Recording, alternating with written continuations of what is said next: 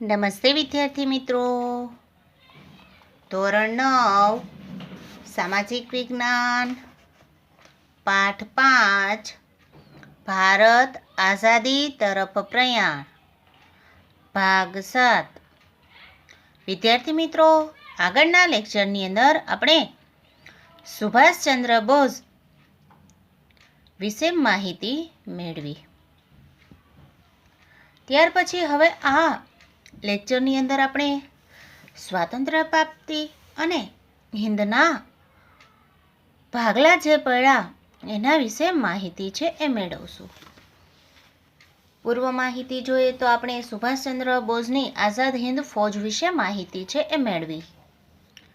જેમાં આપણે જોઈ ગયા કે આઝાદ હિંદ ફૌજમાં સુભાષચંદ્ર બોઝનું છે એક વિમાન દુર્ઘટનાની અંદર અવસાન થાય છે.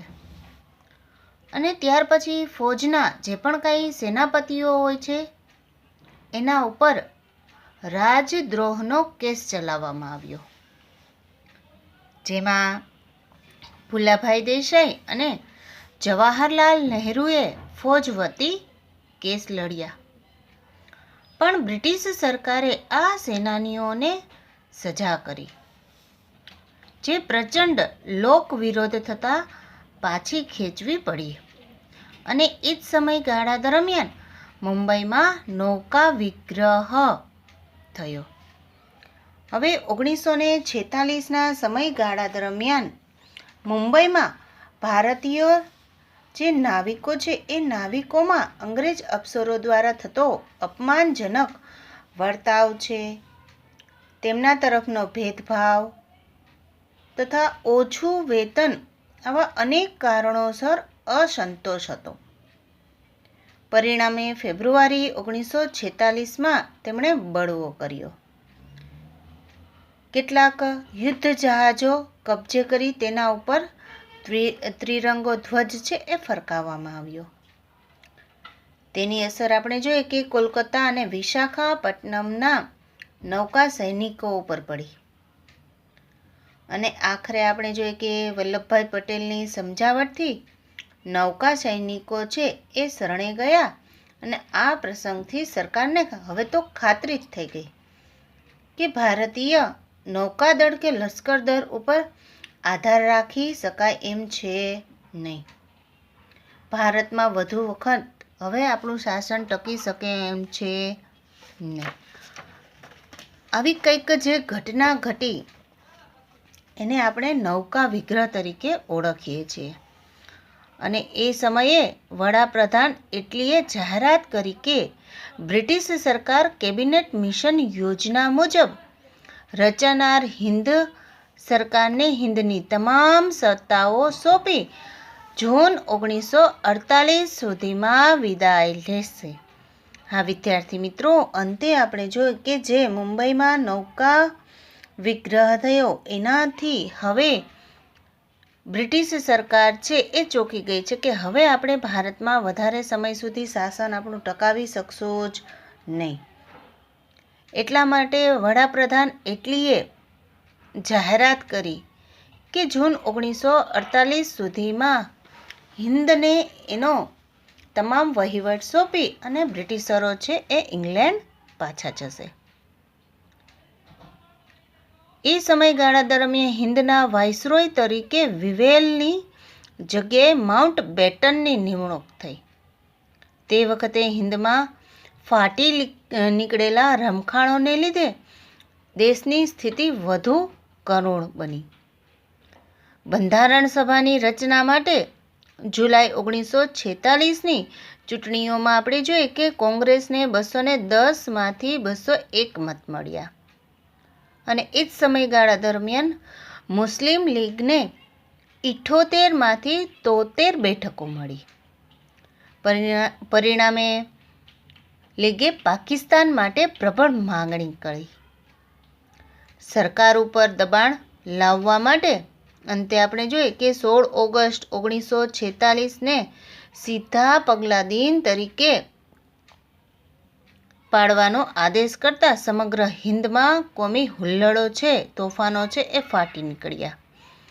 વિદ્યાર્થી મિત્રો, હિન્દુ મુસ્લિમ વચ્ચે કોમી રમખાણો જે ફાટી નીકળ્યા એમાં સૌથી વધારે ભયાનક કોમી રમખાણો 16 ઓગસ્ટ 1946ના રોજ ફાટી નીકળેલા હતા. આના વિશે ટૂંકમાં માહિતી તો તમે ધોરણ 8ની અંદર લીધેલી જ છે. અહીં આપણે જોઈએ કે સીધા પગલા દિનની અંદર કોમી રમખાણો છે એ ફાટી નીકળે છે. આ જે કોમી રમખાણો ફાટી નીકળ્યા એની અંદર હિન્દુ અને મુસ્લિમ લોકો એકબીજાના લોહીના કહે ને કે પ્યાસા થઈ ગયા, એકબીજાને મારી નાખવા માટે તત્પર હતા. એવા ખૂબ જ ભયાનક એવા દ્રશ્ય છે એ આપણે ઓનલાઈન ઉપર છે એ જોઈ શકીએ છીએ. તો એ સમયની સ્થિતિ કેવી હશે એના વિશે આપણે વિચારીએ તો ખૂબ જ દુઃખ થાય. અને એ જોતાં સરદાર પટેલ, નહેરુ સહિતના કોંગ્રેસના નેતાઓને લાગ્યું કે પાકિસ્તાનની માંગણી સ્વીકાર્યા સિવાય અન્ય કોઈ વિકલ્પ નથી. મુસ્લિમ લીગ અને જીન્નાના જે હઠાગ્રહ હતા, મોહમ્મદ અલી જીન્ના અને મુસ્લિમ લીગ, આ બેયના જે હઠાગ્રહ હતા એનાથી બંધારણ સભાનો મુસ્લિમ લીગ દ્વારા બહિષ્કાર થયો. લીગે 31 જાન્યુઆરી 1947માં પાકિસ્તાન પ્રાપ્તિ માટે બહુ મોટા પાયે કાર્યક્રમો કર્યા અને જેના થકી હિન્દ વિભાજન સ્વીકારવાની પરિસ્થિતિ છે એ પેદા થઈ. આ સંજોગોમાં માઉન્ટ બેટને નહેરુ અને સરદારને સમજાવ્યું કે અનેક સ્વાયત્ત અને વિરોધી એકમોવાળી નિર્બળ કેન્દ્ર સરકાર કરતાં કેન્દ્રને આધીન એવા વહીવટીય એકમો સાથેની સુદૃઢ કેન્દ્ર સરકાર ધરાવતું હિન્દ વધારે શાંતિ ભોગવશે. નેતાઓને આ દલીલ યોગ્ય લાગી. નહેરુ અને સરદાર ગાંધીજી સાથે વિચાર વિમર્શ કર્યો અને અંતે ગાંધીજીએ ના છૂટકે હિન્દના ભાગલાની વ્યથાને ભારે હૈયે છે એ સ્વીકારી. આમ વિદ્યાર્થી મિત્રો, અહીં આપણે માઉન્ટ બેટનની સૌપ્રથમ જે વિચારધારા હતી એના વિશે જોયું, જેમાં આપણે જોયું કે ગાંધીજી છે એ ભારતના ભાગલા પડે એવું વિચારતા હતા નહીં, પણ જે કોમી રમખાણો ફાટી નીકળ્યા એના થકી હવે ગાંધીજીને પણ હિન્દના ભાગલા સ્વીકારવા પડ્યા. ત્યાર પછી હવે આપણે જોઈએ માઉન્ટ બેટન યોજના શું હતી અને હિન્દના ભાગલા કઈ રીતે પડ્યા. વાઇસરોય માઉન્ટ બેટને પોતાનું સ્થાન સંભાળી લીધું. 24 માર્ચ 1947ના રોજ માઉન્ટ બેટન છે તેમણે પોતાનું સ્થાન સંભાળ્યું અને તેમના મતે હિન્દના ભાગલા કરવા સિવાય હવે બીજો કોઈ બાકી બચતો વિકલ્પ નહોતો. સરદાર પટેલ જેવા કેટલાક વાસ્તવદર્શી નેતાઓએ પણ આ વાત સ્વીકારવા આગ્રહ કર્યો. આ સંજોગોમાં લાંબી ચર્ચા વિચારણાને અંતે વાઇસરોય માઉન્ટ બેટને અખંડ હિન્દના 2 ભાગલા કરવાની આખરી યોજના રજૂ કરી. 3 જૂન 1947માં જે આખરી યોજના રજૂ કરી તેને માઉન્ટ બેટન યોજના તરીકે ઓળખવામાં આવે છે. હા વિદ્યાર્થી મિત્રો, માઉન્ટ બેટન યોજના તરીકે એને ઓળખવામાં આવે છે.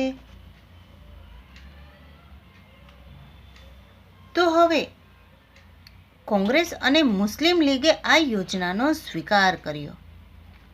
જોકે વાઇસરોય માઉન્ટ બેટને પંજાબ, બંગાળની હિન્દ બહુમતી વિસ્તારોને હિન્દ સાથે અને મુસ્લિમ બહુમતીવાળા વિસ્તારોને પાકિસ્તાન સાથે તથા વાયવ્ય સરહદે જે પ્રાંત આવેલા છે બલુચિસ્તાન અને સિલહટ એ વિસ્તારોને પણ પાકિસ્તાન સાથે જોડવાનો નિર્ણય આખરી ગણ્યો. આ હતી વિદ્યાર્થી મિત્રો માઉન્ટ બેટન યોજના, જે હિંદના 2 ભાગલા થયા એમાં કયો વિસ્તાર કોને ફાળે જાય છે એના વિશેની માહિતી, જેના વિશે ફરી પાછી એક વખત માહિતી આપું તો પંજાબ હિન્દ બહુમતી વિસ્તારોને ભારત સાથે અને મુસ્લિમ બહુમતીવાળા વિસ્તારોને તેમજ વાયવ્ય સરહદે આવેલા પ્રાંતો જેમ કે બલુચિસ્તાન અને સિલહિટ વિસ્તારોને પાકિસ્તાન સાથે જોડ્યા. આ રીતે વાઇસરોય મિન્ટોએ હિન્દ અને પાકિસ્તાનના પ્રદેશોની વહેંચણી કરી. વિદ્યાર્થી મિત્રો, અહીં આપણે જોયું કે માઉન્ટ બેટન યોજના આવેલી. આ યોજના અંતર્ગત હિંદના 2 ભાગલા થયા. ત્યાર પછી હવે આપણે હિન્દ સ્વતંત્રતાનો ધારાવ એના વિશે માહિતી મેળવીએ. વાઇસરોય માઉન્ટ બેટનની યોજના અનુસાર બ્રિટિશ પાર્લામેન્ટે, ખાસ ધ્યાન આપજો, બ્રિટિશ પાર્લામેન્ટે હિન્દ સ્વતંત્રતાનો ધારો જુલાઈ 1947માં પસાર કર્યો. બ્રિટિશ સરકારે બ્રિટિશની પાર્લામેન્ટમાં હિન્દ સ્વતંત્ર ધારો 1947ના રોજ પસાર કરવામાં આવ્યો.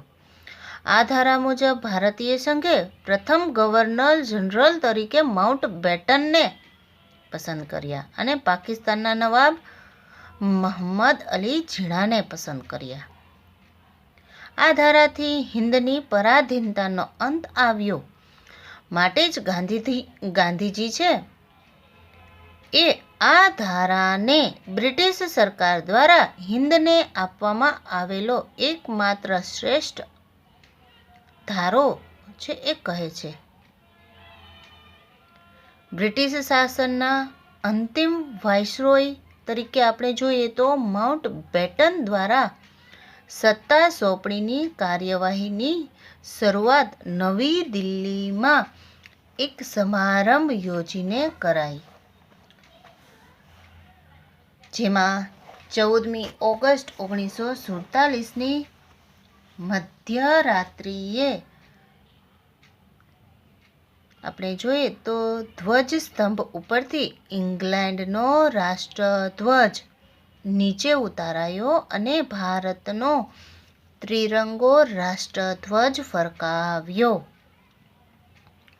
માઉન્ટ બેટને ભારતને સ્વતંત્રતા આપતા દસ્તાવેજો ભારતના પ્રથમ હિન્દી ગવર્નર જનરલ તરીકે નિયુક્ત કરેલા ચક્રવર્તી શ્રી રાજગોપાલાચારીને સોંપ્યા. સત્તા સ્તંભની સઘળી કાર્યવાહી પૂરી કરી. સમગ્ર વાતાવરણ આપણે જોઈએ એ સમયે આનંદથી ગુંજવા લાગ્યું. એમાં પણ 15મી ઓગસ્ટ 1947નું સુંદર પ્રભાત છે એ હિન્દે જોયું. સમગ્ર ભારતમાં દેશની જનતાએ આનંદ અને ઉલ્લાસથી પ્રથમ સ્વતંત્ર દિનની ઉજવણી કરી. વિદ્યાર્થી મિત્રો, આજે આપણે પણ 15મી ઓગસ્ટના રોજ સ્વતંત્રતા દિનની ઉજવણી કરીએ છીએ જ, પણ એ સમયના લોકોએ જે ઉજવણી કરી, જે એના દિલની અંદર ઉજવણીના જે વિચારો હતા એની તો આપણે કલ્પના જ ન કરી શકીએ. કેમ કે કોઈના શાસન હેઠળ આપણે જીવી રહ્યા હતા, એમાંથી આપણે આઝાદી મળી એટલે ખૂબ જ ખુશીનો એ દિવસ હતો. ઠેર ઠેર તોરણો બાંધવામાં આવ્યા, શાળાઓમાં મીઠાઈઓ વેચવામાં આવી. અનેકોએ કરેલી જે પ્રતિજ્ઞાઓ હતી એ પ્રતિજ્ઞાઓ હવે પૂરી થઈ. મહાત્મા ગાંધીજી હિન્દ વિભાજનની વેદનાથી દુઃખી હતા. એ ચિંતામાં ડૂબી ગયા હતા. પણ તેમ છતાં પણ આપણે જોઈએ કે ભારતને 15મી ઓગસ્ટ 1947ના રોજ બ્રિટિશ શાસનમાંથી આઝાદી મળી. વિદ્યાર્થી મિત્રો, આ જે લેક્ચર છે એ આપણો અહીંયા પૂરો કરીએ છીએ. આવનાર લેક્ચરની અંદર આપણે સ્વતંત્ર બનેલ ભારત અને તેની તાત્કાલિક સમસ્યાઓ વિશેની આપણે માહિતી છે એ મેળવીશું. નમસ્તે વિદ્યાર્થી મિત્રો.